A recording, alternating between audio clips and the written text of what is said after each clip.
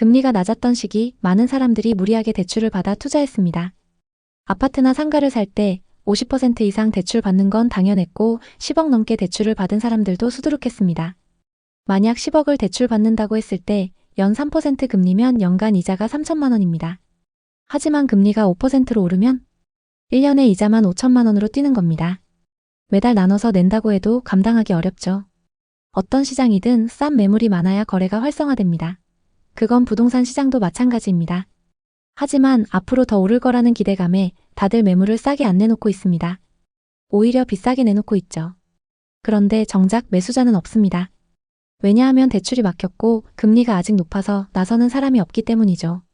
그래서 이렇게 거래가 멈춘 상태에서 주인들만 이자 부담에 허덕이고 있는 것입니다. 지금 우리나라, 특히 서울 강남권의 상가시장은 얼마나 깊은 절망의 구렁텅이에 빠져 있을까요? 제가 오늘 여러분께 들려드릴 이야기는 단순한 통계나 뉴스 모음이 아니에요. 직접 부동산 투자에 뛰어들었다가 피눈물 흘리며 실패한 실제 경험들을 바탕으로 한 내용입니다. 영끌 투자가 어떻게 투자자들을 악몽 속으로 몰아넣고 있는지 말씀드리겠습니다. 이 영상을 보시고 나면 여러분도 영끌 투자에 대해 다시 한번 깊이 생각하게 되실 거예요. 먼저 서울의 상황부터 천천히 짚어보죠. 서울의 다른 지역들도 거의 다 마찬가지지만 특히 강남의 경우는 상가 공실이 유독 많아지고 있어요. 강남구, 서초구, 송파구 같은 곳들을 걸어보시면 알겠지만 번화한 거리 한복판에 임대라는 스티커가 붙은 상가들이 줄지어 있어요. 건물 1층 전체가 비어있고 그 스티커가 햇빛에 발해서 누렇게 변한 채로 몇 달, 아니 몇 년째 방치된 곳들이 수두룩하죠. 왜 이런 일이 벌어지는 걸까요? 가장 큰 이유는 임대료가 터무니없이 비싸기 때문이에요. 상인들이 장사를 해서 이익을 낸다 해도 그 이익으로 임대료를 내고 직원이나 알바 비용을 주고 나면 남는 게 거의 없어요. 재료값은 하늘 높은 줄 모르고 치솟고 임대료는 해마다 오르고 인건비도 매년 상승하니까요. 결국 상인들은 버티지 못하고 혼자 운영하는 1인 가게로 전환하거나 아예 폐업을 선택하게 돼요. 제가 아는 한 상인분은 강남 논현동에서 작은 카페를 운영하시다가 임대료가 월 800만 원을 넘어서면서 이제는 커피 몇백 잔 팔아도 이익이 안 남아요 라고 하시며 문을 닫으셨어요. 이런 사례가 한두 곳이 아니에요. 강남의 상가들은 마치 도미노처럼 하나둘 무너지고 있어요. 강남은 지금 아파트값만 비싸게 버티고 있을 뿐 상가 쪽은 공실 상황이 너무나 심각해요. 예를 들어 강남구 역삼동의 대형 상가는 준공 후 3년째 공실 상태예요. 한두 개 상가가 아니라 건물 1층 전체가 비어있고 임대 마크가 붙어 있는 거예요. 신사동의 가장 핫한 상권에 있는 메인 상가도 준공 4년째 공실이에요. 지하 1층부터 1층, 2층까지 임대 스티커가 붙어 있는데 그 색이 이미 발해서 오래된 느낌이 들죠. 아파트 단지 상가들도 마찬가지예요.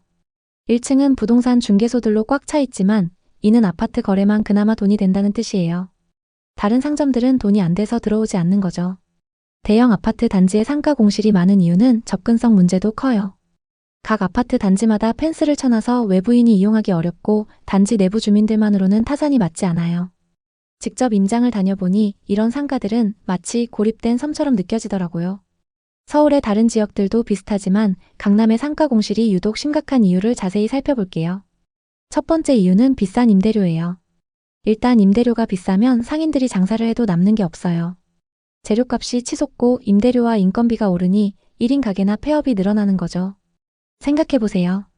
서울 인구가 1,000만 명 아래로 떨어진 지 오래됐고 출산율은 0.6명대예요. 상가 공급은 많아지는데 경쟁력을 갖추려면 임대료가 내려가야 하는 게 경제의 기본 원리잖아요. 그런데 건물주들은 내 건물은 특별해 하면서 임대료를 올리니 공실이 생길 수밖에 없어요. 이게 경제 논리를 무시한 결과예요. 임대료 상승의 원인은 건물의 수익률 때문이기도 하고 신규 건물 분양가가 너무 비싸기 때문이에요. 땅값이 비싸서 상가 분양가는 평당 1억 2억은 기본이에요. 15평 상가를 하나 분양받으려면 20억 이상 들어가요. 이걸 현금으로 사는 사람은 거의 없고 70-80% 대출받아서 사죠. 그러면 은행 이자만 엄청나요. 이자를 커버하려면 임대료를 비싸게 책정할 수밖에 없어요. 20평대 김밥집이라도 1층은 월 임대료가 7-800만 원이에요. 그래서 강남에 김밥집이 사라지고 카페나 빵집이 들어오는데 그마저도 좁아서 손님들이 안 가요. 이게 악순환의 고리예요. 전체 상가의 영업 패러다임이 바뀌고 있어요. 김민준 씨도 2018년쯤 부동산 투자에 처음 뛰어들었어요. 주변에서 강남 상가를 사면 평생 먹고 산다는 소리가 들려오니까 탐욕에 눈이 멀었죠. 본인 돈 5억에 대출 10억을 끌어 강남 역삼동에 20평 상가를 샀어요. 분양가는 15억이었어요. 위치가 핫플레이스라 대박이라고 생각했어요. 이자만 매달 300만 원 이상 나가는데 임대료로 커버될 거라 믿었어요. 처음엔 카페 임차인이 들어와 월세 500만 원을 받았어요. 그런데 코로나가 터지면서 유동 인구가 뚝 떨어졌어요. 임차인이 임대료를 밀리다 결국 나가버렸어요. 2년 공실 동안 이자만 거의 1억, 관리비와 세금을 합쳐 엄청난 손실이 났죠. 밤에 잠 못 이루고 가족한테 미안했어요. 결국 매매로 내놨는데 제값을 받기도 힘들어요. 이 실패가 민준 씨 인생의 전환점이 됐어요. 이제 강남 상가 공실의 두 번째 이유, 소비 위축을 자세히 풀어보겠습니다. 우선 주거비용 증가의 영향이 매우 큽니다. 아파트 대출과 월세, 자녀 학원비, 생활비가 소득 증가를 앞지르니 지갑이 다치게 됩니다. 부동산 자산가들은 근로소득 외에도 자산소득이 있지만 그렇지 않은 사람들은 주거비용조차 부담됩니다. 그러다 보니 점점 고가의 지출부터 줄이게 되는 거죠. 하다못해 회식 장소와 모임 장소도 고급 레스토랑, 스크린 골프장에서 좀 더 저렴한 곳으로 바뀌고 있죠. 또 쇼핑과 외식도 자연스럽게 줄었습니다. 이 때문에 상가들이 점점 문을 닫게 되는 겁니다. 세 번째 이유는 오프라인에서 온라인으로의 완벽한 전환이에요. 쿠팡, 컬리, 테무 이용자가 많아 오프라인 상가의 필요성이 줄어들었어요. 장사하는 사람들조차 온라인으로 사업을 전환하다 보니 자연스럽게 상가 공실이 많아지게 된 거죠. 고금리 시대의 건물주들은 이자 부담으로 버티기 힘들어지고 있습니다. 금수저나 다이아 수저가 아닌 이상 대부분 건물을 살 때 대출을 받아서 사기 때문에 점점 더 어려운 상황입니다. 최근 들어 강남 상가 공실이 폭증하고 있습니다. 충격적인 거래도 있는데요. 강남 신사동의 한 신축 건물이 준공 후 공실로 방치되다가 공매로 넘어갔는데 무려 20억 손해를 보고 거래됐어요. 이 건물은 원래 핫플레이스로 기대됐지만 임대료가 비싸서 임차인이 없었어요. 공실률이 20%를 넘은 강남 전체에서 이런 사례가 쏟아지죠. 가로수길은 공실률 40%, 청담동 17%로 상권이 몰락하고 있어요. 강남역 인근 상가도 공실 폭탄인데 임대료는 평당 수십만 원을 고집하면서 안 내린다며 버티다가 파산하는 거예요. 노년역 주변의 상가들은 공실률 21%, 압구정은 12%예요. 이영미 씨는 2020년에 송파구 상가를 샀어요. 30평, 분양가 20억, 대출이 12억이었죠. 당시에는 그 정도 대출은 쉽게 받을 수 있었어요. 그리고 그마저도 서로 사려고 했죠. 처음엔 카페가 들어와 월세 800만 원을 받았어요. 그런데 금리 인상으로 매출이 반토막 나면서 임차인이 버티기 어려워졌죠. 그 이후 공실로 유지된 지 2년 반. 이자만 1억 5천만 원 날렸어요. 주변 상가들도 비슷해서 서로 렌트프리를 주면서 경쟁은 더 치열해졌죠. 결국 손해를 보면서 팔기로 결심했지만 요즘 상가의 거래가 뜸하다 보니 문의조차 없는 상황입니다. 앞으로 상업시설의 전망을 해보자면 일단은 미래가 어둡습니다. 이런 상황이 지속되면 상가는 영원히 빈 공간이 될 수 있어요. 인구 감소와 오프라인의 온라인화로 오프라인 상가의 필요성이 사라지고 있죠. 서울에서 가장 좋다는 강남도 공실률이 20-30%입니다. 강남이 이런데 다른 곳들은 어떨까요? 이동욱 씨는 40대 중반 삼성전자에서 일하는 회사원이에요. 2021년 동탄 상권이 뜰 거라는 기대감에 동탄역 근처 상가를 분양받았어요. 당시 동탄은 신도시 붐으로 상가 투자 열풍이 불었죠. 동욱 씨는 은행 대출 6억, 자기 돈 4억을 모아 총 10억을 들여 동탄역 인근 1층 상가를 계약했어요. 카페나 편의점이 들어오면 대박 날 거라고 생각했대요. 초기엔 임대 문의도 제법 들어왔어요. 하지만 어느 순간부터 상권 전체가 안 좋아지기 시작했어요.